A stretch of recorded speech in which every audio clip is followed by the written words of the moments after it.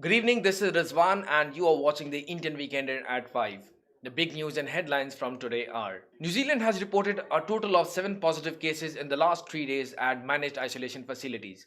The ministry announced 2 cases today, 3 on Sunday and 2 on Saturday, 1st August. The 2 cases announced today: a male teenager who arrived from the USA on 29 July, who was tested and confirmed positive on day 3 at Sudima Hotel in Auckland. He has been moved to a quarantine facility.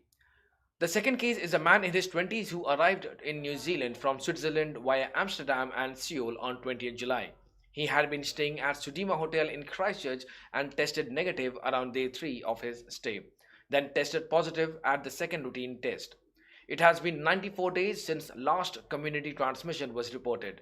The total number of active cases of COVID-19 in New Zealand's managed isolation and quarantine facilities is now 27, and total confirmed cases overall is 1,217.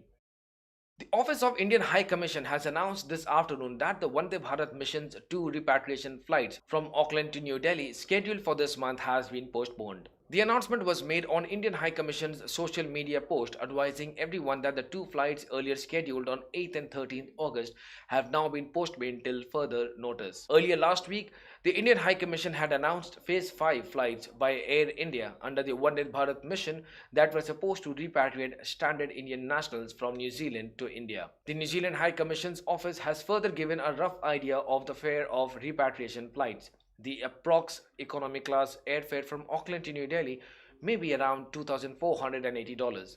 It also clarified on the new quarantine requirements announced by the Government of India for all inward passengers to India starting from 8th August.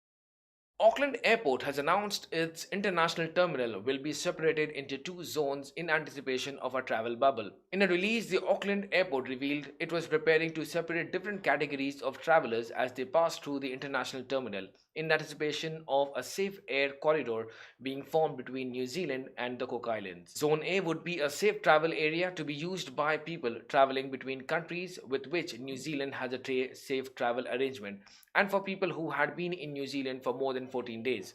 It would include gates 1 to 10. Zone B would include gates 15 to 18 and would be for travelers arriving from different countries with no bubble arrangement and who would be required to enter managed isolation or quarantine facilities, and for people transiting through the airport for other destinations. So these were the top news and headlines for today. For more updates, visit our website iwk.co.nz. Follow us on Facebook, Twitter, Instagram, and YouTube. Thank you for watching, and I'll be back tomorrow on Indian Weekender at 5. Till then, drive safe and have a good night.